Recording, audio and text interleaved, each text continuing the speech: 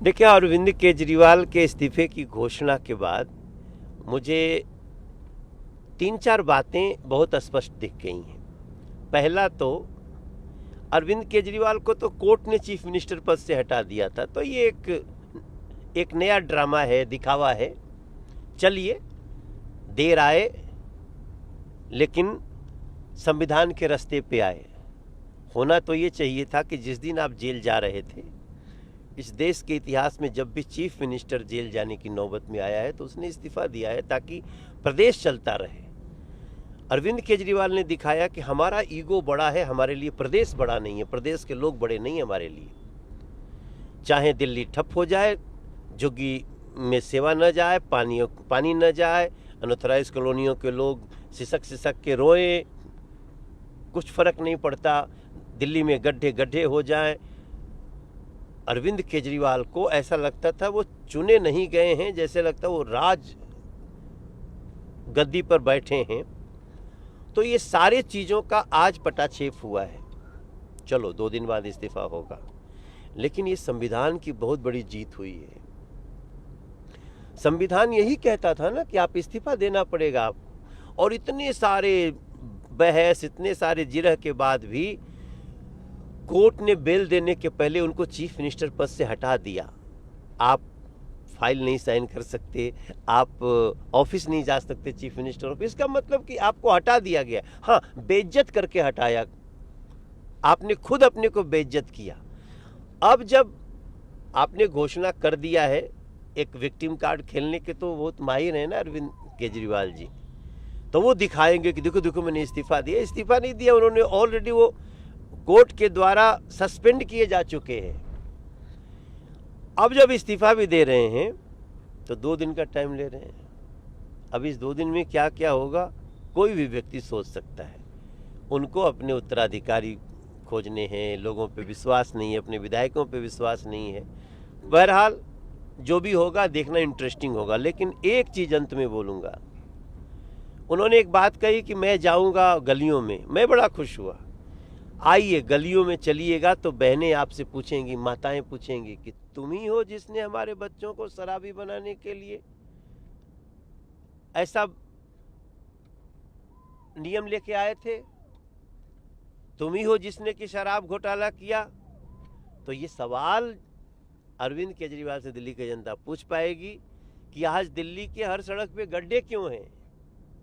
ये सवाल पूछ पाएगी दिल्ली की जनता कि आज टूटी सड़कें क्यों हैं, और दिल्ली के इन सवालों का अरविंद केजरीवाल जी को जवाब देना पड़ेगा। आपको लगता है कि इमोशनली अरविंद केजरीवाल को इस इस्तीफे के बाद, इस फैसले के बाद दिल्ली में फ़ायदा मिलेगा, इमोशनली कनेक्ट कर पाएंगे लोगों के बीच में? देखिए, दिल्ली के लोग ना अरविंद केजरीवाल के धोखों से टूट चुके हैं। वो कहते हैं ना कि खेत ही सूख चुका है। तो अब इस समय इलाज तब तक जरूरी होता है ना जब तक चांसेज हों। आप स्वयं भी, हम आप दिल्ली में रहते हैं, आप ये लुटियन जोन के बाहर चलिए, बुराड़ी चलिए, करावल नगर चलिए, किराड़ी चलिए, या बादली चलिए, या ये इन तरफ दिल्ली के बाहर चलिए, आप पालम चलिए, बदरपुर चलिए, लोगों की जिंदगी मतलब जो दयनीय से दयनीय स्थिति होती है उससे भी बदतर हो चुकी है। तो अब वो कौन सा विक्टिम कार्ड खेलेंगे? खेलने की कोशिश तो वो कर रहे हैं, और अरविंद केजरीवाल जी इसके माहिर माने जाते हैं। मगर मुझे लगता है कि दिल्ली की जनता अब विश्वास नहीं करने वाली, क्योंकि 10 साल दे दिया मेरे भाई इनको, और अरविंद केजरीवाल जी को न तो लोगों की समस्याएं दूर करने की नीति है और ना नीयत है। एलजी को कटघरे में आज भी फोन कर रहे थे, चिट्ठी लिखा, चिट्ठी नहीं लिखा, धमकाया उनको। अरविंद केजरीवाल को जब जेल में थे तो धमकी मिलने लगी जब वो चिट्ठी लिख रहे थे तो। अरे भाई, जेल के अपने नियम है ना, तो जेल के नियम का तो पालन करना पड़ेगा, संविधान का तो पालन करना पड़ेगा। तो जेल के नियम में क्या है उसमें मैं जाऊंगा, बहुत लंबी बातचीत हो जाएगी। लेकिन अरविंद केजरीवाल अपने को एबव द लॉ क्यों समझते हैं? एबव द लॉ कोई नहीं रहा है। उन्होंने, उनकी यही बात कि मुझे दिल्ली ने चुन लिया, वो जिस प्रकार से उनको दर्द इस बात का हो रहा था कि मुझे अपना शीश महल राजमहल छोड़ना पड़ेगा, वो दिल्ली की जनता देख चुकी है कि आदमी का छोटे गाड़ी में घूमना, कहना 2 कमरों के फ्लैट में रहना, इससे बड़ा फर्जीवाड़ा जाली आदमी नहीं हो सकता है। तो ये सब कुछ करने के बाद अब मुझे नहीं लगता है कि दिल्ली की जनता को किसी भी स्तर पर अरविंद केजरीवाल जी पे विश्वास हो पाए। एक आखिरी सवाल है मनोज जी मेरा, वो इस बात की बात कर रहे हैं कि महाराष्ट्र के साथ दिल्ली का चुनाव हो जाए। अगर इस स्थिति में चुनाव होती है तो बीजेपी कितनी मजबूत है आज के समय में, और महाराष्ट्र के साथ क्या चुनाव होगा दिल्ली का भी? हम देखिए, चुनाव के लिए तो हम अभी भी तैयार हैं।